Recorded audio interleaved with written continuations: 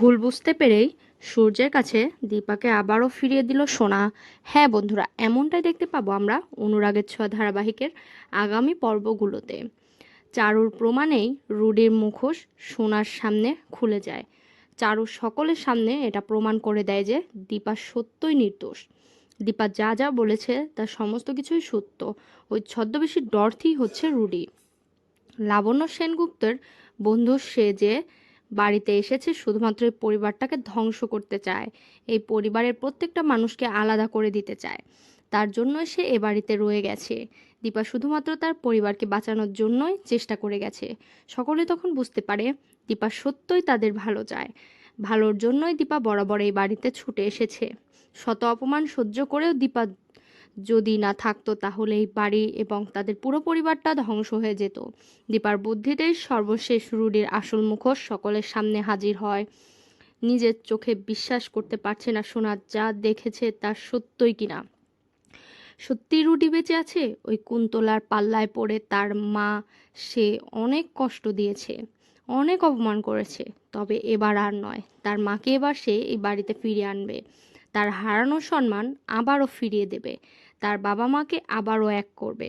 এইসব ভাবতে ভাবতেই রুডির মুখোমুখি হয় এবং নকল রুডির চুল ধরে টান দিতেই চুল খুলে পড়ে আসে। সোনা আবারও বলে যে তুমি আমাকে ঠকিয়েছো, তুমি আমায় ভালোবাসোনি রুডি, কিন্তু আমি তোমায় ভালোবেসে ফেলেছিলাম। সুন্দর একটা সংসার করব তোমার সাথে, তার কিছুই আর হলো না। তুমি আমার সব স্বপ্ন ভেঙে দিয়েছো। আমার ভালোবাসার মর্যাদা তুমি রাখতে পারোনি। তোমার জন্য আমি নিজের কি অবস্থা করে রেখেছি। আমার মাকে আমি সব সময় বলেছি যেন নতুন করে আবার নিজের জীবনটা শুরু করে।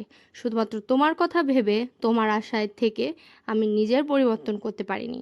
কিন্তু তুমি আমার কাছে থেকেও তুমি আমাকে ঠকে গেছো, আমাকে মিথ্যা বলেছো, তুমি আমাকে মোটেও ভালোবাসোনি। তবে এই অন্যায়ের শাস্তি তুমি নিশ্চয় পাবে, এই বলে পুলিশকে ফোন করে ডেকে রুডিকে পুলিশের হাতে তুলে দেয় সোনা। দীপার সামনে এসেই দীপাকে জড়িয়ে ধরে কান্নায় ভেঙে পড়ে সোনা। সোনা যে ভুল করেছে তার জন্য দীপার কাছে ক্ষমা চাইলে দীপা তখন বলে, তুই যেহেতু নিজের ভুলটা বুঝতে পেরেছিস আমি তোকে ক্ষমা করে দিলাম। দীপার প্রতি সকলের অভিমান দূর করেই বরাবরের কাছে দীপাকে আবারও ফিরিয়ে দেয় সোনা। সূর্যকে বলে, আজ থেকে মায়ের সকল দায়িত্ব তুমি, কিন্তু মাকে আগলে রাখবো।